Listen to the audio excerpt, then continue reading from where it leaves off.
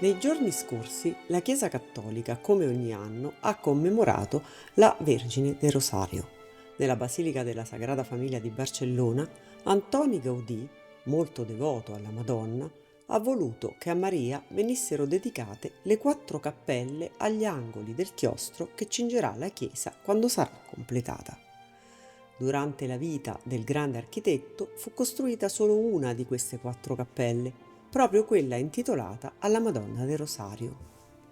Qui il gruppo scultoreo, nella sua classica composizione, con la Madonna al centro e ai suoi piedi Santa Caterina da Siena e San Domenico Guzman, entrambi noti per la particolare devozione verso il Rosario, si trova sulla sommità del portale. La cappella è comunemente nota come Cappella del Rosario, ma non tutti sanno che questa cappella ha anche un altro nome, Cappella delle Tentazioni. Questa denominazione è legata alla presenza di 2 piccole figure scolpite nella bianca pietra che sono anch'esse, come i 2 grandi santi più in alto, rivolte verso la Madonna. Dobbiamo abbassare lo sguardo per scorgerle ai 2 lati del portale. Stanno lì su 2 piccole mensole quasi sospese nell'aria.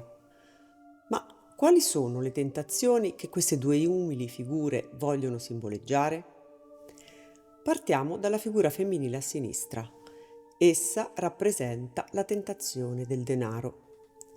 Il problema della prostituzione, anche e soprattutto di giovani donne, era all'epoca di Gaudì una vera e propria piaga sociale, diffusa specie tra i più poveri. Gaudì raffigura così una giovinetta, poco più che una ragazzina, inginocchiata con le mani giunte, rivolta verso Maria. Sta tentando di fuggire la tentazione di vendere il proprio corpo e di prendere quel sacchetto di denaro che un orribile demonio gli sta porgendo, mentre sembra quasi avvolgerla tra le sue spire. Sulla destra, invece, scorgiamo un giovane uomo, anche lui inginocchiato. Non ha le mani giunte come la ragazza, ma sta con lo sguardo e il corpo tutti protesi verso Maria. È la tentazione della violenza, o più precisamente la tentazione che nasce dal pensiero di poter vendicare torti e ingiustizie con l'uso della violenza. Una tentazione quanto mai attuale in questi tempi in cui stiamo assistendo quotidianamente al ricorso alla violenza come mezzo di risoluzione di controversie di ogni genere. Per comprendere il significato di questa scultura occorre fare una breve premessa.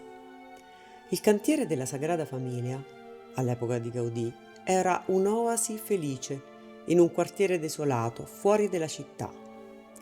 Gaudì aveva un rapporto speciale con i suoi operai, li rispettava e li amava, si preoccupava del loro benessere e di quello delle loro famiglie.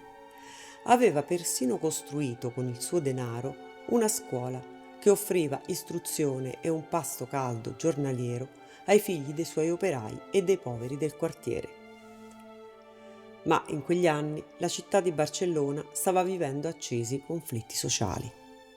I ricchi imprenditori sfruttavano in modo crescente una classe operaia sempre più povera ed emarginata.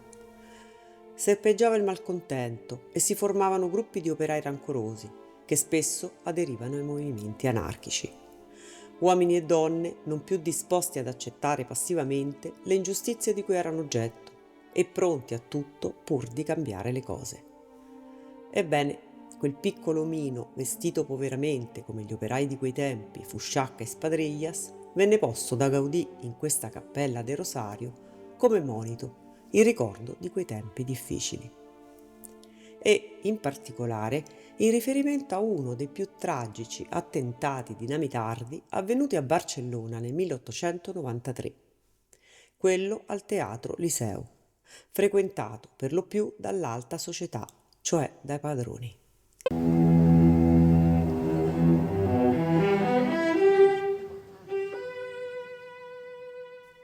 Era il giorno dell'inizio della stagione operistica e la sera del 7 novembre si dava la prima del Guglielmo Tell. La platea era piena della nobiltà e della ricca borghesia catalana. Dall'alto dei loggioni, un giovane operaio di 23 anni, Santiago Salvador, lanciò 2 bombe Orsini. le bombe simbolo della rivolta operaia.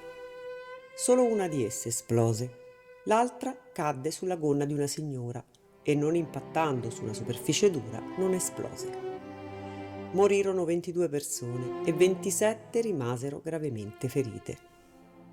Ed eccolo il giovane Santiago, posto da Gaudì nella cappella della Madonna del Rosario, inginocchiato ai piedi della Vergine, con lo sguardo e una mano protesi verso di lei. Sta per afferrare con la mano sinistra proprio una bomba a Orsini, uno strumento di morte che gli viene porto dal demonio, ritratto come una specie di mostro serpentino. Un'offerta che è un suggerimento diabolico, la possibilità di cambiare le cose con quel mezzo e quindi con la violenza. Vendicando la propria miseria, le disumane condizioni lavorative, uccidendo i ricchi, i prepotenti, i padroni. Pensando cioè di avere il diritto di distruggere questo mondo per costruirne un altro diverso.